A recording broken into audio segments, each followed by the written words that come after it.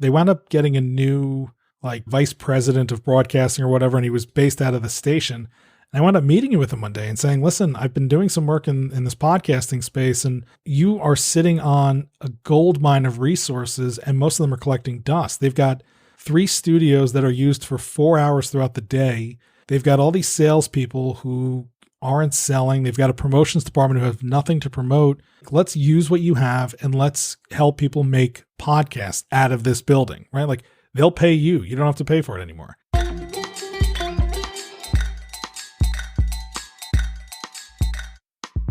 Podcast Junkies, episode 292, 8 away from 300. Oh my God. Welcome back. I'm Harry Duran, and we're going to talk podcasting this week. We talk it all the time on this show. We talked about it last episode with Brendan Mulligan, founder of Podpage. He's an entrepreneur who cut his teeth in the music industry. He went on to co-found startups such as One Sheet, Cluster Labs, LaunchGate, Elevate, and his current project, Podpage. So lots to learn from an entrepreneurial perspective. Very inspiring conversation, episode 291. Make sure you check that out. This week, we get to invite friend of the show, Mathew Passy, on. Mathew and I connected years ago at good old Joe Pardo's MapCon conference, and talk about one of the hardest working folks in podcasting. It's definitely Joe Pardo. So Mathew and I share that story on this episode. He's the podcast consultant. He helps brands, small businesses, and individuals use podcasts and podcast advertising to connect with smart and engaged audiences. And today, we talk about his background, really interesting background in radio, why there's still a major competition between radio and podcasting, a bit about crypto and the decentralization of finance, which was an interesting rabbit hole, how podcasts are getting corporatized, that's a mouthful of a word, and some interesting work that Mathew is doing in localized content. So it's just a fun time to catch up with old friends, and I just am grateful for this platform and this opportunity to do that. So yeah, I think that comes through in the nature of our conversations. I hope you enjoy that. If you did, and you are, this one or past ones, leave us a rating and a review. Leave me a rating and a review at ratethispodcast.com/podcast junkies. I'd be more than happy to read these out on future episodes. I always want to give a plug for newpodcastapps.com if you're interested in learning more about what's happening in the value for value model and how you too can support directly the podcasts that you love. All right, let's jump into this conversation with Mathew. But before we do, just a couple of words from folks that I'm honored to partner with and who support this show. This episode is brought to you by Focusrite, and specifically the Scarlett 2i2 sound card, one of my favorite go-to sound cards, something I use for each and every podcast recording. The 3G line is a go-to for all new podcasters. Find out more at podcastjunkies.com/Focusrite, and the link will be in the show notes as well. Mathew Passy, my podcasting friend, host of Podcast Me Anything, founder of the Podcast Consultants, and CEO. I guess that's your official title, right? Yeah, we decided to throw a title on there. Just go CEO, CPO, Chief Podcasting Officer. Yeah. Thank you for long overdue appearance on Podcast Junkies. It is great to be here, and it is great to see you, sir. We have to do what we can to just find ways to connect with our friends. The last conference Natalie and I attended before COVID was Podfest, and I think we arrived on March 12th, and like the next day, like everything was. We were hanging out there. Were you there at Podfest? I was there. Yeah. I love going to Podfest. I especially love going when Natalie's going to be there because she always gets me the best headshots, and I'm long overdue for some new ones. But yeah, I remember wondering if it was going to get canceled, flying down there, flying home, and then when I got home, seeing stories about a TSA agent at the Orlando airport testing positive and being nervous for 2 weeks that I got COVID on my way home. And I don't think people had an idea, because I remember people were like doing like the hand sanitizer thing, the fist bump or elbow bump, and then you were like, oh, this festival, or like South by Southwest got canceled, and they're like, oh, maybe this is a serious thing. And then I don't think anyone could ever have predicted the whole world would shut down. Yeah, I mean, I was not shocked that the world did shut down. I was more shocked that we were able to get through it and that there wasn't bigger problems coming out of that one. But it was nice to be with people and see everyone before the world did shut down. Yeah. It's amazing that we're still dealing with it, though. Yeah, and I think It's a function of incorporating it into like our day to day at this point.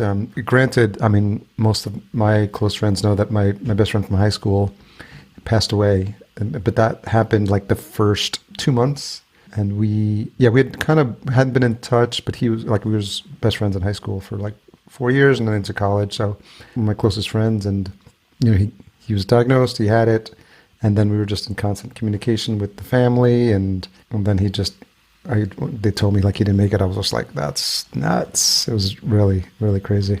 I'm so sorry to hear that. Yeah, Yeah. Somehow everybody was affected in some way, shape, or form. I'm sorry you had such a close direct contact. I mean, for us, I know a lot of people, they got vaccinated or they've just ignored it. We have young kids who are still not eligible, so we've still had to be a little vigilant and try and keep it out of our house, though.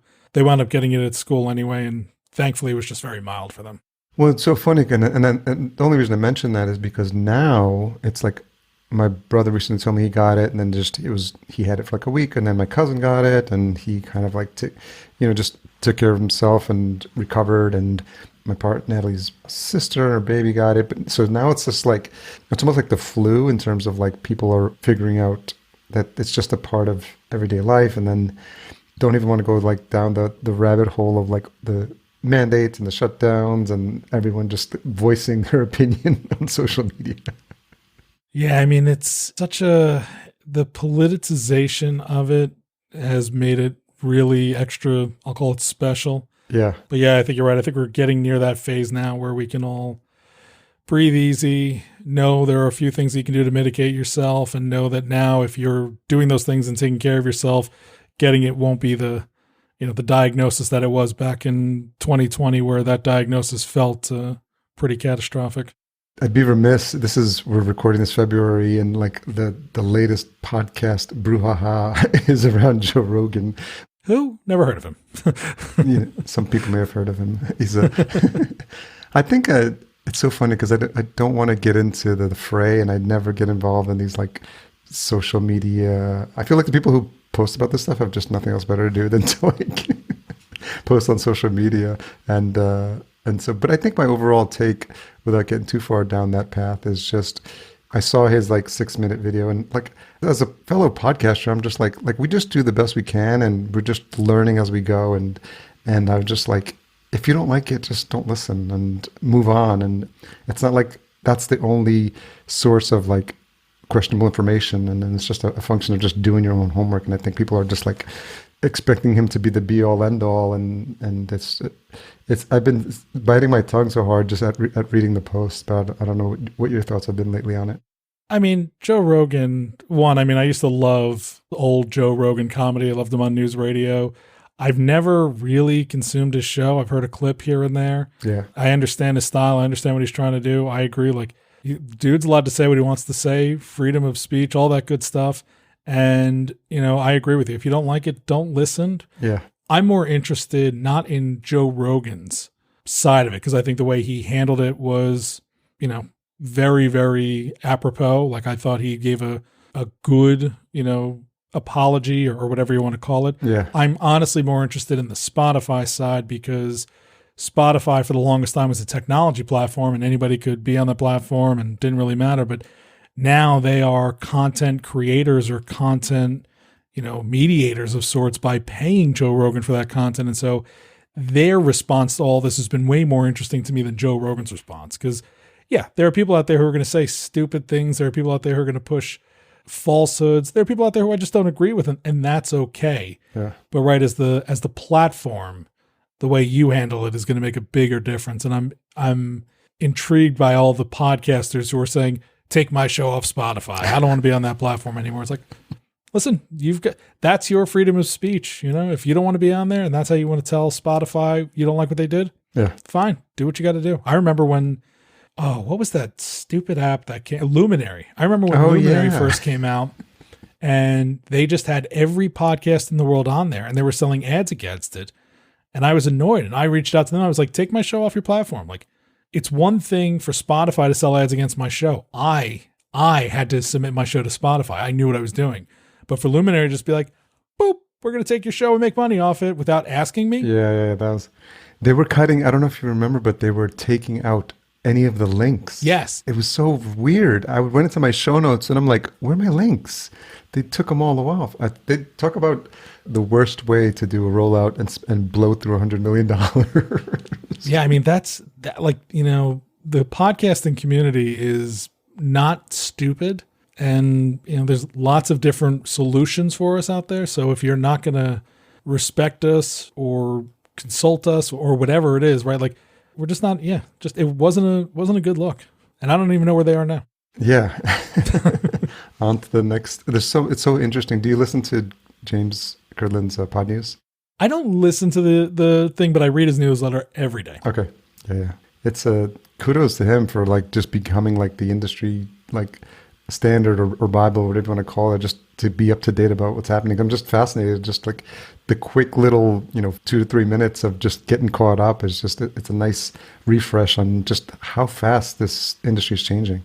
I don't know if you remember, but I used to be part of Pod to Pod, which was one of the early podcasting newsletters. And Joe Berman, he started, but he would just grab headlines and throw them out in a newsletter. And I kept pushing him and being like, we should do more. We need to do this. We need to do that. And then all of a sudden, James Cridland comes along doing what he's doing and doing real journalism and real analysis. And I was just like, we're never going to match that. And I walked away. Yeah. I got to meet him. Well, I met him at a PodFest, a podcast movement too, I think. And we actually got to be at a podcast conference in Australia, of all places, in Brisbane. So that was fun. I wound up having dinner with him. Somebody else I was with invited me to this dinner. All of a sudden, James Cridland said, I'm like, wow, you're awesome. Cool. Very nice dude. Oh, super nice dude. Super smart dude, too. I really respect what he does. And he's got a radio background. So it's not like he just came into podcasting. Like he was doing like a daily newsletter for the radio industry. And he's got some programming chops. So he basically hand coded, like, I think that site himself. And he's built, and now he's got Brian Barletta's Sounds Profitable sort of like came as an offshoot of that too. So that's taken off. So yeah, Brian's also good people. I spoke to him early on in Sounds Profitable, and I was really happy to see that he got picked up by James and partnered, and he's making really big strides in what he's doing. Yeah, just do some back of the envelope math on the sponsorships, and you could pretty quickly figure out that they're both doing pretty well. Yeah, I mean, are you doing good newsletter stuff for vertical farming yet?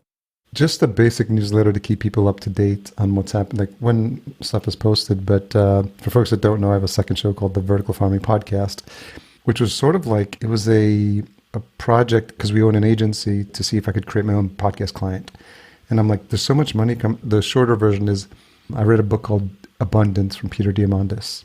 And it was about future technologies and like what's happening and all this stuff like nanobots. And there was a blurb about vertical farming. And I was like, I think I've heard about this. I read another book by a guy named Dixon Despommier, who's like the godfather of vertical farming. And then I did research in the industry and I was like, whoa, it's like a couple $1 billion in funding coming in. I was like, well, that equals marketing dollars in my head.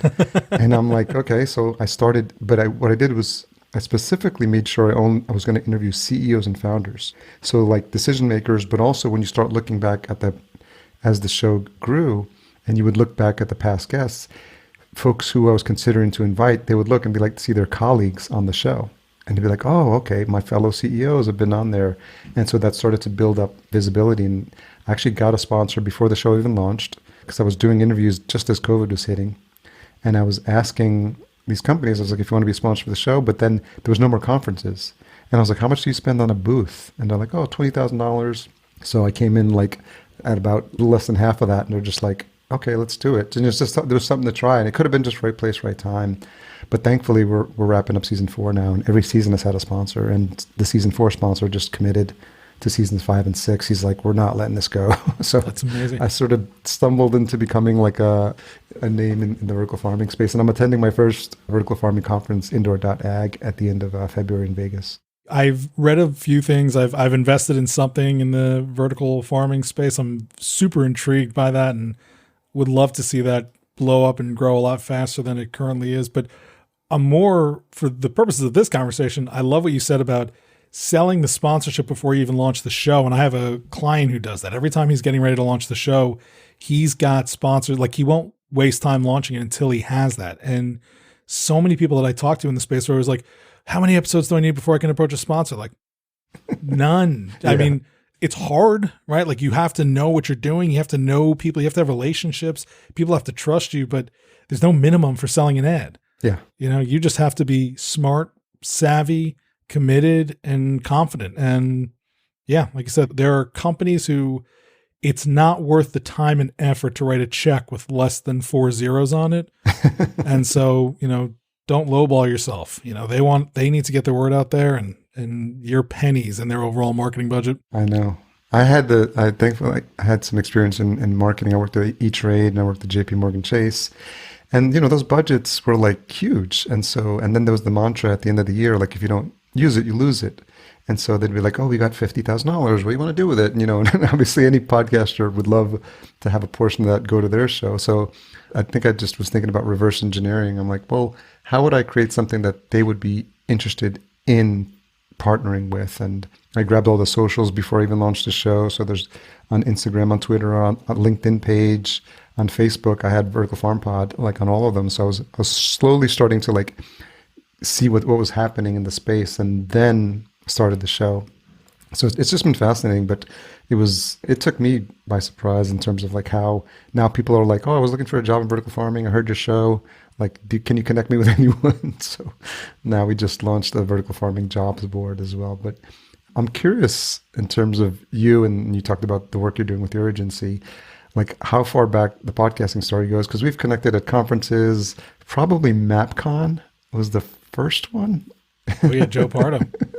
Shout out to Joe Pardo, the hardest working solo conference organizer in the world. And now YouTube sensation.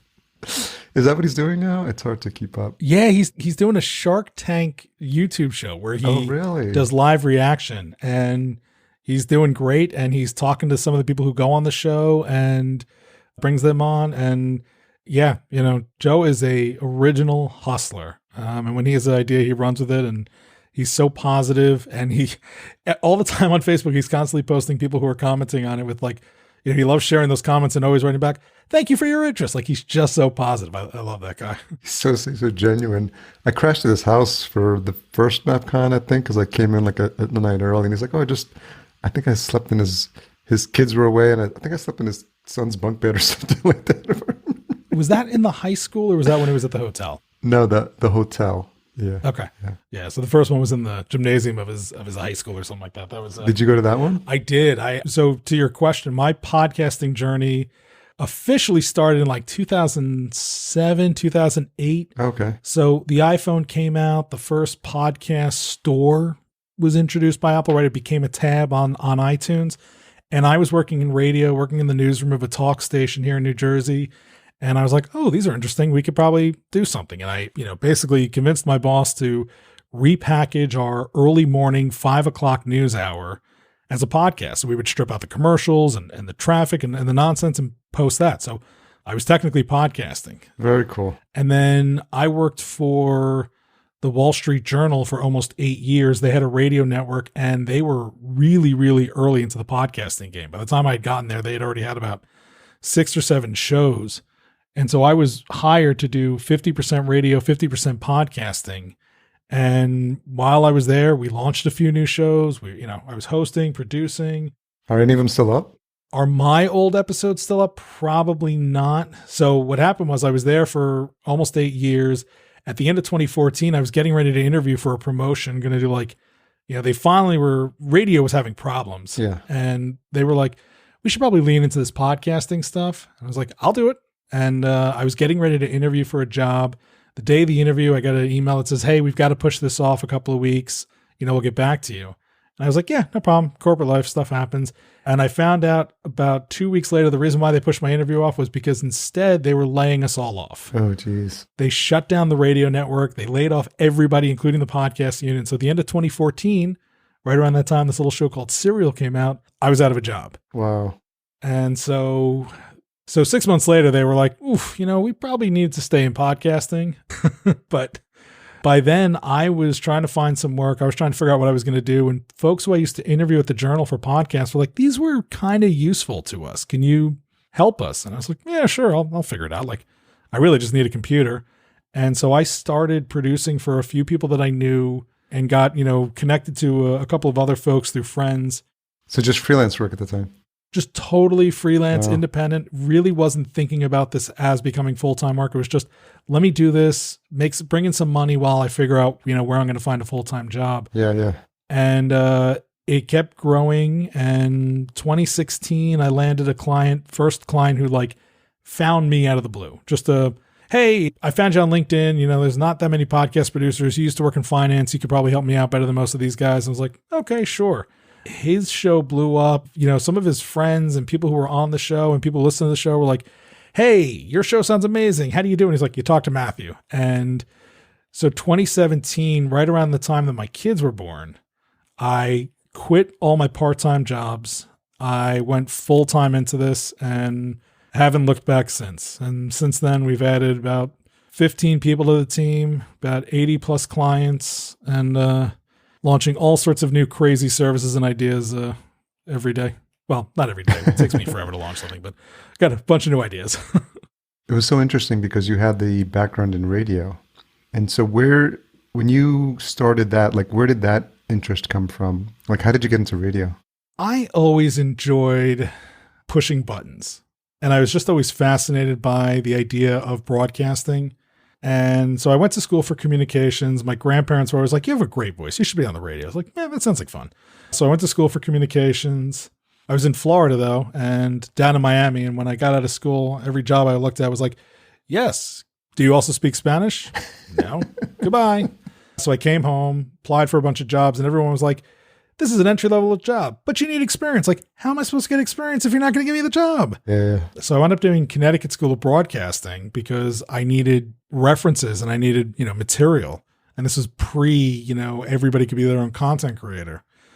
So I was, doing stuff and finally got a connection to the radio station, said, hey, I know some people over there. And he put my resume on the right desk.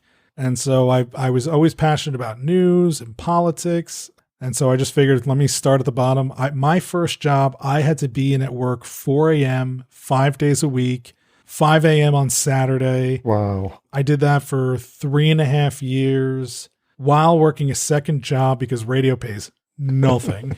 When I went to the Journal, I was working shifts that started at 3 a.m., 5 a.m. Where were the Journal's offices? So there was a big office in Princeton, New Jersey. Okay. That's where the radio network was. And it was funny because I used to drive by it every day on my way to the old job. And I saw the big satellites outside. And one day I actually wound up working as a temp in that building for a different department. And I would pass, they have the studios, like their offices were beautiful. And there was this big glass room on the first floor. And the booths were facing outward into the hallway. Oh, cool. So all these anchors were sitting there doing their report. And I would walk by and I'd see the on-air lights. And I was like, one day I'm going to work here. And one day I actually worked there. It was amazing. They also had an office in New York. And for 2 years, I commuted into New York. I produced one of their afternoon talk shows and worked some really grueling hours. But I'll be honest, during the talk show was when things started to go bad for radio. And I lost my passion for it. Like I'd seen a lot of my radio friends get laid off, and I'd seen what bureaucracy and corporations do to radio and to information. And I always found the podcasting interesting because it's basically the same thing, but without the restrictions of broadcasting and FCC and time limits and all that nonsense. And so when I got laid off, I said, I'm never going to work in radio again. I wound up freelancing at a station, but that was mostly as a way to get leads. But yeah, I enjoy the freedom of it. And it's funny, I didn't even listen to podcasts personally until like 2012, 2013. So I worked in it for almost 10 years without listening to them. What was those early jobs at 4 a.m., 5 a.m. job? Like, what were you doing there? I was in the newsroom. Okay. So I would get in at 4 o'clock and I would have to help. So we ran the network for the state of New Jersey. So this was, at the time, it was called Millennium Radio. And we had a cluster of 15 stations. And so we would feed them news and weather at the top and the bottom of the hour. And so I had to go in and help record the meteorologist reports. I had to help record my boss doing the network reports. I had to help the reporters with their assignments. I was updating the website. Jack of all trades. Yeah. And so I was there for 5 hours in the morning. I would leave at 9 o'clock and most of the building would just be walking in at 9 o'clock. Interesting. And then I got to anchor the news on the weekends for them and pick up some shifts here and there doing that stuff. There's an outfit out of New York called Shadow Traffic. And so when you listen to radio and they give you the traffic reports, they had people, my job was to sit in an office and call the state police, communicate with our helicopter, communicate with our drivers, and group all that information and put it into the computer so that the anchors could just go in the studio and go, over here on the George Washington Bridge, we got this going on, blah, blah, blah, blah. And so I got connected to doing that. I did a few on-air reports for them. Was shadow traffic something that was shared by multiple radio stations? Because that phrase sounds familiar, like shadow traffic on the ones like CBS I don't know if CBS FM, I'm sure I'm really dating myself with these radio references, but I sound like it's all coming back to me a little bit now. Yeah, no. So I did a shift for shadow traffic on Christmas Day, and I was on 4 stations. Literally every 10 minutes I was talking to a different station. So like 02 I was over here, 04 I was over here, 06 I was over here. Okay. So I was doing CBS and WINS, and I was actually doing Sirius XM. We were updating their traffic reports, and they used to have offices. I think it got taken over by Westwood One or something like that. But yeah, that's how most places get traffic, is from these. So I may have heard your voice. You probably have. Let me think. I have been on the radio in probably about 30 cities over my time, because the Journal was the same way. At the Journal, we didn't have a radio station. Yeah. We were just a syndication outfit. So we would do the reports. CBS 880 was our big one. And so yeah, at 28 and 58 past the hour, the anchor would turn to us and they'd say, what happened on the markets? And it'd be like turning to ESPN. We would give you the scores. The Dow did this, the S&P did that, the NASDAQ did this. By the way, in New York City, Google's buying an office. And we were there for a minute, and then we were gone. And 3 minutes later, I was talking to a station in Phoenix, and then talking to one in Atlanta and San Fran. And interesting. So yeah, we've been all over. I can hear the 1010 WINS key, the chord. Like one of those things. You give us 22 minutes, we'll give you the world. Oh, yes.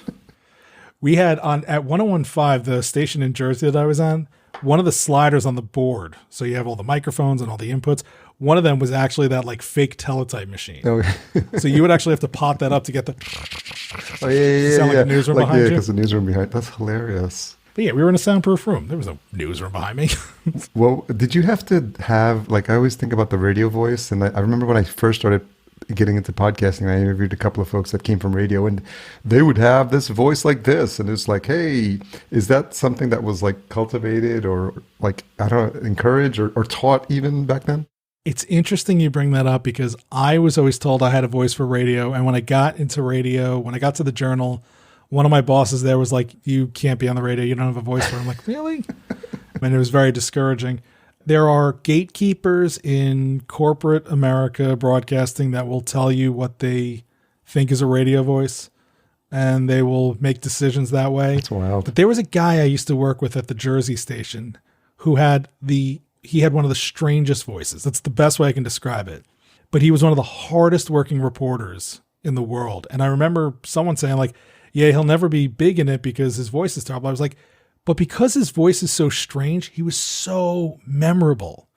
And I wish if he was a national radio reporter, everybody would know his name because it was just such a great voice and he was just such a good reporter. But people telling him that all the time, he finally left radio and is much happier without it.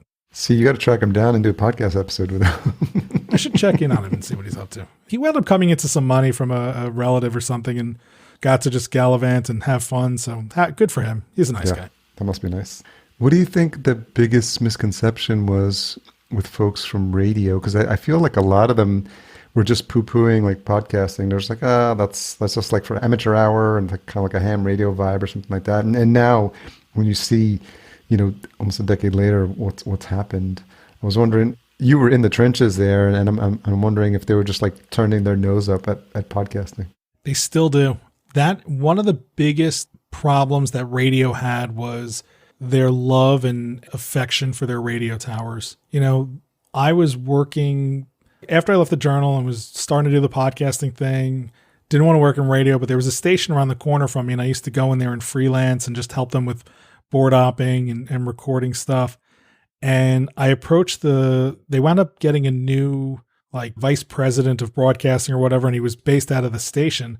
And I wound up meeting with him one day and saying, listen, I've been doing some work in this podcasting space, and you are sitting on a gold mine of resources, and most of them are collecting dust. They've got 3 studios that are used for 4 hours throughout the day. they've got all these salespeople who aren't selling. They've got a promotions department who have nothing to promote. And I was like, listen, let's not worry about, like, let's use what you have and let's help people make podcasts out of this building, right? Like, they'll pay you. You don't have to pay for it anymore. And so I ran this idea by him and he was like, I like it. I see where you're going with it. Let me just rework a few things and then we'll come back next week and we'll talk about it some more. And he came back and was like, all right, here's what I want to do. We're going to do radio. Basically, like, he came back and basically like reworked the whole thing. He was like, it's just going to be radio. It's like, you missed the point. And at that point I was like, yeah, these people they don't get it. They'll never get it. And they are so reliant on their focus groups and their reports and the analytics that they get that tell them this is what people want. They only want to hear 3 minutes of this and this and that. Like, but then you threw something like Serial at them or This American Life or Joe Rogan show that goes on for 3 hours and they were responding to it and they couldn't get out of their own way. It's almost like the idea of that sunk cost fallacy. And we're just like, this is like, we have so much invested in this infrastructure and this is what we know. And it's been this way forever. And, because radio has a rich history and tradition, right? And so, there's probably people just like in news, like if you made it to like the anchor of a radio station and your goal is to be in radio, you're pretty much like, you've made it, right? And you're just like, okay, like this is what I've worked for my whole life. And so I'm not going to rock the boat. And even the sponsorship stuff, because I think we saw early on that the radio station companies were getting into podcasting. And then they started selling off the radio stations because they're like, okay, you know what? That model's just like slowly like falling apart.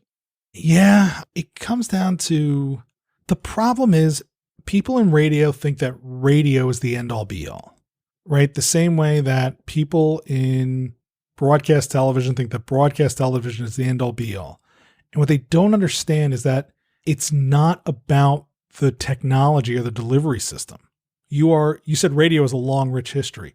Spoken word has a long, rich history. Good point. Yeah. That's all we're doing. All we are doing is spoken word. Podcasting is just the delivery mechanism for spoken word, for storytelling. And so if you treat, right, like there were people at the turn of the century who were like, I'm in the horse and buggy industry and I'm always going to be in the horse and buggy industry. And then there were people who said, well, no, I'm in the transportation industry. And so when cars came out, they went to cars. And so if you're one of these people who is stuck thinking you're in the radio industry and not in the information industry or the communications industry or the music, right? Like all these different things, storytelling industry, like that's why NPR has been so successful, because NPR right away said, we are in the job, like our job is broadcasting, in the sense of like our job is to let people know what is going on.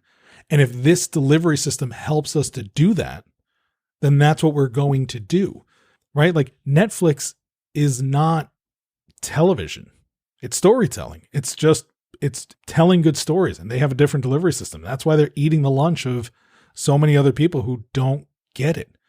And radio is stuck in their clocks. They're stuck in their rules. They're stuck to these towers and their formats. Yeah, they're stupid formats. I always laugh in the early days when I would hear radio shows being made into podcasts and they would hear the host be like, okay, if you just joined us on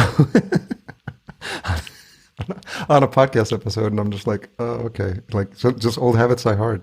I have so many clients who are like, I really, I've always been told it's got to be 22 minutes. Like, no, it doesn't have to be 22 minutes. I can stop it and listen wherever I want to. It should be as long as it takes to deliver value.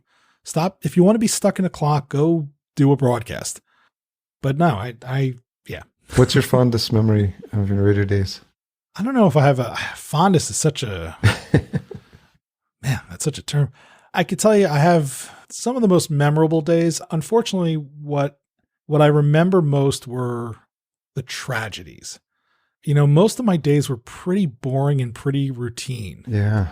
But like I remember when the London subway bombing happened. Okay. That was a big news day, and it happened right around the time I got to work. And from about 4:30 until 9:30, the day went by like this.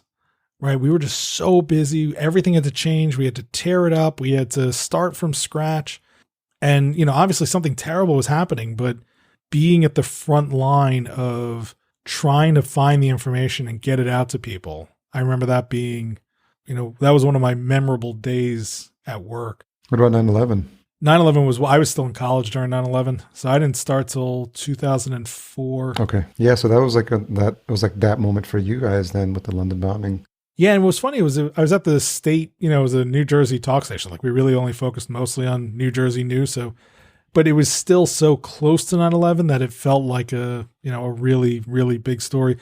Truthfully, when I was at the Journal, I got to the Journal 2007, late 2007, started full time early 2008. And that's when the financial collapse happened. Oh, yeah. And so I remember we spent, our days were pretty busy. But my boss and I spent like a good 3 days putting together this like 20-minute report explaining what had happened and what was going on. And this is coming from someone who, when I interviewed for that job, I said to my boss, like, I don't really know a ton about finance and stocks. She's like, it's okay. Like, I'd rather you don't because you need to explain it to more people who don't know what it is. And so she was always like, treat it like the sports scores. You're just giving people the results at the end of the day. That's all it is. But yeah, I remember learning a ton about how the world works and what happened. And truthfully, thank God I was there because we were needed at that time when everybody else was getting laid off in broadcasting. So it was very fortuitous to have that particular role. I was at E-Trade, and it was interesting because we had daily calls with my boss at the time, and he worked in finance, and so they were monitoring the amount of money people were pulling out of their accounts, like, because they were just like, and we were trying to figure out if we were going to be missed, basically. I was like, do we still have a job? So it was like for a couple of weeks, just like monitoring like how many like hundreds of thousands of dollars were being pulled out of these brokerage accounts, and just like, and they were doing the reports twice a day because that's how worried they were that people were like freaking out because of the collapse that was happening. But it was interesting time to be working at a financial services company, I'd say that. It was just, even to this day, I still kind of feel like we're still in like PTSD of that. It still never felt like we really recovered from that. Although people in the markets would probably tell you otherwise. Yeah, and just a little side venture on the finance side, it's been interesting to see what's been happening with people's interest in crypto and Bitcoin and decentralization of finances and this new movement of DeFi, decentralized finance. That almost like, in the same way, similar to podcasting, it feels like it's a matter of time before it moves to that model. I don't know how far off we are, whether it's 5 years, 10 years, 20 years, but it seems inevitable. Like, I don't think people are making more printing presses at this point. Like, I think the move to like giving people like direct control and moving the middleman away has been interesting. So been dabbling in that a little bit, and that tends to be its own rabbit hole as well. Yeah, I agree with you that I think it's the way things should go, but there are some people who have lots of things at stake in the current system, and power loves maintaining power, man. Oh, it'll be kicking and screaming, definitely. But it feels like it's inevitable, and it'll be messy, and I'm sure a lot more folks will lose money, and but it seems inevitable, and maybe let's see if it happens in our lifetime. But it seems like that's the movement when you think about that sort of stuff. I mean, countries are adopting it as their currency as well. So. I mean, I regularly buy some Bitcoin, and everyone's like, oh, so you trade in Bitcoin? I was like, no, I'm just buying it. I don't expect it to do anything, but I'm going to hold it for the next 30 years. It feels, as long as, I always tell people, it's like with that, it's like you going to Vegas. You're like, I got $500, I'm going to Vegas. If I lose it all, I'm like, I still had a good time. It was fun. Like I didn't plan on, like, it's a bonus if I even come back with my 500. Like I'm prepared to like lose it. So if you have that mindset, I think from an education perspective, it's important. Our mutual podcasting friend Gary Leland has been hot into like podcasting space for a while, and I remember him, a couple of years ago, just being like, I'm getting into this Bitcoin thing. I've got this Bitcoin podcast. I'm like, good for you. And I don't know if you remember when you first heard about it, but if I had bought some when I first heard about it, I'd be in a better position. One of my clients did a special series just on crypto, 2017, maybe even 2018. And at the time, there wasn't like a Coinbase, right, where it was super easy just to buy it on your own. And I remember I might have bought some, and I just don't even know where it is. But yeah, I'm kicking myself for not being more interested in it when it had first come out. Yeah. Now my new rabbit hole is NFTs. That's one I understand NFTs, and I get it, and I can see the possibilities, but I have not really done anything with that one yet. More hobbies. Like, it's not like we have any more free time on our hands either. No, just more ways to lose our money. Or more ways to turn our money into something that's not in our pockets. Yeah. I'm curious when you started to discover the podcasting community, because you've had all this experience in radio. You obviously, had the production chops, and, you were creating good shows. And did you feel like a need to go look what was happening in the space in terms of like conferences and people gathering and meeting up? It's funny. So I was doing the independent thing for a while, and I guess I got involved with a couple of meetup groups, not around podcasting, just general interest stuff. Okay. And at one of these meetup groups, I actually presented. I was like, hey, I do podcasting if anybody's interested. And some guy came up to me afterwards, like, hey, I'm, also Jersey guy, thinking about doing some podcasting. We should hang out. We went and had lunch a couple of days later. And he's like, yeah, I'm thinking about checking out this MapCon thing. I was like, what? It's like, yeah, this Mid-Atlantic podcast conference. I was like, oh, something in New Jersey? And that day, signed up, bought a ticket, went down there. That's how I got, that's how I met Joe Pardo. And I'm at MapCon. First time I'm doing anything in the public space of podcasting, right? There's so many silos. There are people who don't even know that podcast movement and Podfest and all these different things, Pod News, they don't even know the stuff exists, right? They podcast, they're happy, they don't care. Yeah. And I was one of those people who was like, oh, I was a podcaster with the Wall Street Journal. I don't need blah, blah. But I go to Podfest, MapCon, I should say. And the first group of people I'm standing in a circle with includes Dave Jackson. I'm like, this is a guy whose name I keep seeing all over the place. I'm talking to Dave Jackson. This is amazing. And it was right then and there. And I was like, this is a great community, right? All these people spoke and they were talking about how friendly they are and how driven they are and all these things that they could do. There were a couple of shysters in there too. One guy was like, I'm a social media star. I'm going to tell you how to be huge and famous. I went to look at his Twitter. It's like, he's got less Twitter followers than me. How is this guy? What is he going to teach me? Yeah. But anyway, so yeah, I did that one. And then I started to realize that these conferences existed. And I think that's how I, slowly got involved with Pod to Pod and discovered DC Podfest. And when I went to DC Podfest, I met Chris Kremitzos for the first time. Oh, yeah. Went down to Podfest. And I had heard about podcast movement, but every year up until the first one I went to in Philly, the first one I had ever heard about happened the same week that my kids were supposed to be born. Okay.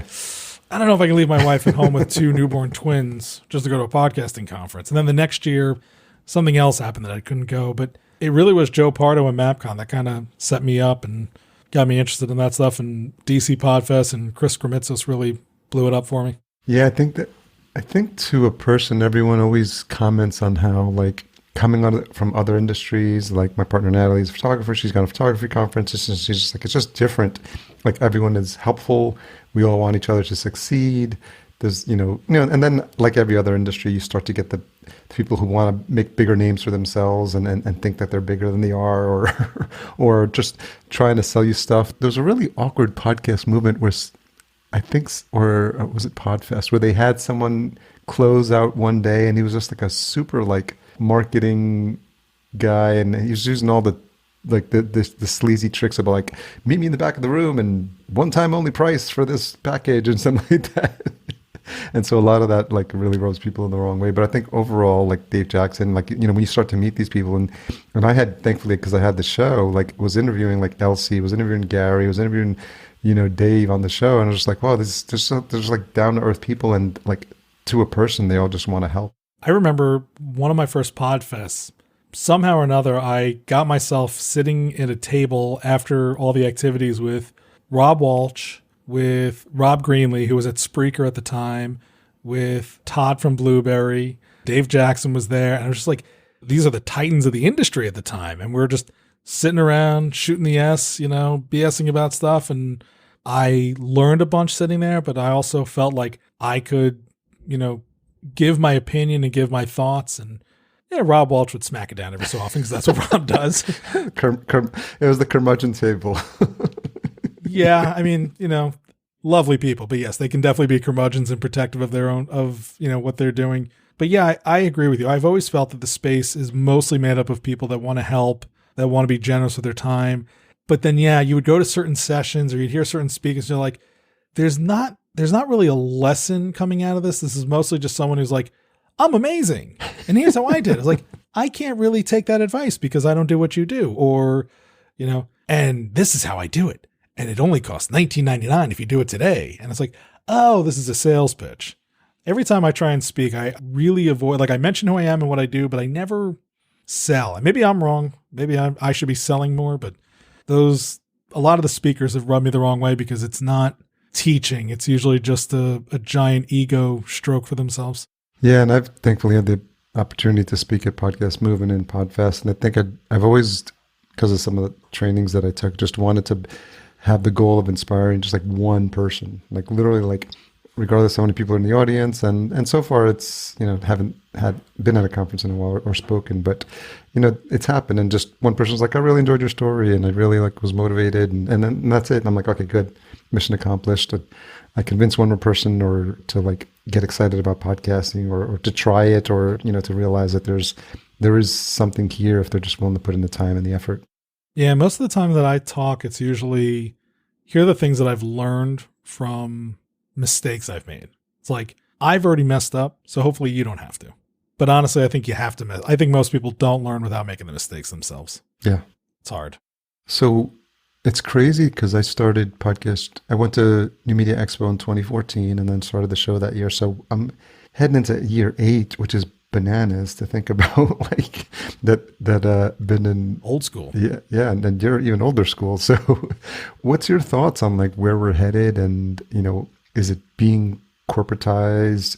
Is it just everyone's got in their lane and there's always opportunities for indies? And your thoughts? I think both of those things can be true. I think it is getting increasingly corporatized because where money shows up, corporations will follow. Yeah. Which isn't always necessarily a bad thing. I think certain corporations have brought innovation to the space that are useful. I think it is, there's a lot of people who say, oh, it's oversaturated. We're not really oversaturated. There are a lot more podcasts and, there's a lot more terrible podcasts and there's a lot more better podcasts, right? I think the quality is getting better on one end and then, right, there's more and more people just putting out nonsense and garbage on the other. I think it is harder as an independent podcaster to make a splash and make a difference. But I think if you're getting into the space with that intention, you're not going to be successful.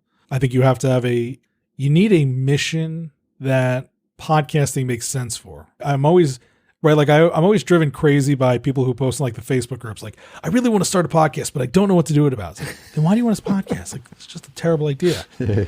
But there are plenty of people who are I have this really weird idea for a podcast. I love weird ideas for podcasts. If you're doing something weird, then nobody else has done it yet. So shout out to Drew Ackerman, Sleep With Me. Right? That's, one of my oldest clients is this guy. He was a chess teacher and he's like, there's not a lot of good chess podcasts and I want to do one.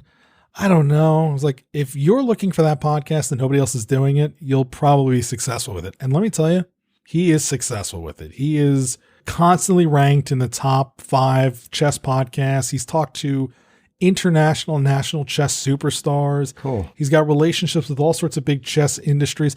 I don't even know what it's done for his chess teaching business, but the guy is just, he's crushing it. What's the name of the show? The Perpetual Chess. The Perpetual Chess. I would have gone with All the Right Moves. That's not bad. That's not bad. But it, it started with either I was looking for a podcast about X and I couldn't find it, or I have a very, very specific niche. Is that a good idea for a podcast? And when I get those two, I'm like, yes. Yes. Yeah. The more niche, the better. Yeah. I mean, so yes, there are more corporations coming in. Yes, it can be annoying getting squeezed out of what used to feel like open space and new and noteworthy and Apple and all that other nonsense. It's not important. Yes, corporations do bring some interesting innovations and, even the extra money I think has been, good for companies like Captivate that are constantly innovating and adding and bringing new features that make it easier for us and for everybody else. I think the future of the space is, we talked about this a little bit before we jumped on, but I'm a big fan of the idea of localized content. Yeah. I think that as a space that needs deep exploration. You want to talk a little bit about what you're doing there as well? I will. Yeah. There's also, I think, the dynamic insertion. At some point, I'm looking for like a choose your own adventure podcast. James Cridland had that clock update podcast, and like, it's coming. I just feel it. Someone's going to do a choose your own adventure. It's going to be amazing. Yeah. And listen, is podcasting always going to be? I don't know. Like we said earlier, we're storytellers.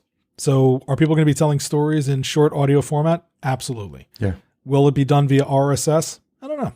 But there will always be a need for people behind the microphone talking. So local. So I've always had this dream of creating some sort of directory where you can stand in your hometown and say, show me the content creators talking about my neighborhood, right? So you're Minneapolis, right? Like, who's the Minneapolis Vikings podcaster? Who's the, Minneapolis Stars YouTuber?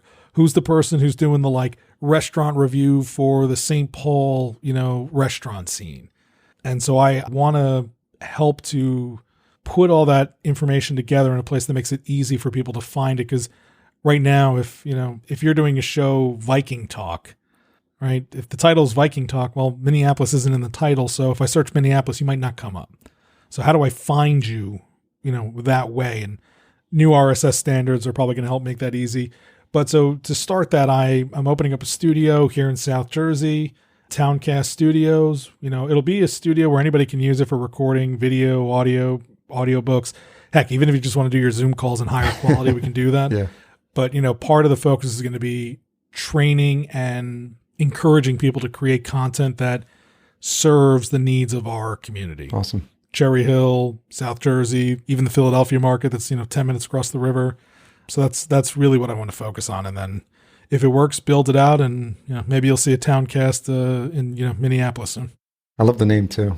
Very cool. Thank you. Are you still working with the folks at Staples? I think you had a chat with them, or they were. I know they were doing the studios. So talk about bad timing. So yeah, I got called by Staples to consult with them. They were opening up shared co-working spaces in their stores, which is a great idea, right? You have these retail locations that are taking up, 100,000 square feet, and everyone's buying stuff online. So what do? You take 50% of the store, you put in offices in there, you let people come and work. Oh, and by the way, you put in a bunch of business services. And one of the things they included was a podcast studio. So they spent some time. They opened up 5 locations in Boston that had these co-working spaces with a podcast studio. These studios were beautiful, looked good, sound good, worked good. I mean, they were great. But I took that trip for Staples in February of 2020. And, as we were saying earlier, in March of 2020, they're like, yeah, shared spaces, not really a good thing. Co-working, not going to happen. Open mics, not really going to happen. I'd be curious to see how they're doing now that things are starting to open up a bit. I still think it's a good idea, but they were struggling to, one, I think, I'm not sure how their co-working, numbers were. I'm not sure how many people wanted to work in a Staples. I mean, I think it's a good idea, but I think they were struggling to get people to realize that there was a facility there they could rent even if they weren't working in that building. Makes sense. A couple of questions as we wrap up. What's something you've changed your mind about recently? Wow, that's a really good question. What have I changed my mind about recently? I don't know if I have or if I'm starting to, but because I started this business all on my own, I did everything. And, as I slowly added people, I was able to move some things off my plate, but I'm still feeling very protective of a lot of the processes. And I just need to change my mind. And I'm doing a little bit better job of saying, I can trust other people to help. They'll get it done, and it'll be better for everybody if I do. But it still is hard to relinquish that control and relinquish those responsibilities because you care about your clients, and you hope that everybody else cares as much as you do. I relate to that, and you're probably in the same boat. But like when I started the show, like I literally did everything.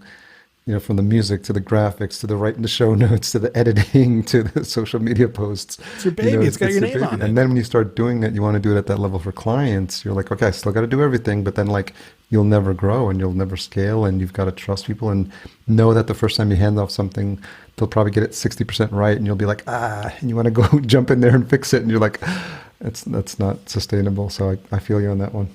Yeah. I mean, I do have great people that I'm working with, and we need a few more great people, but I know some of them are mad at me. They're like, come on, man, you gotta let me do more. You gotta let me do more, please. I want to help. Yeah. So I gotta change my mind. Yeah. What's the most misunderstood thing about you?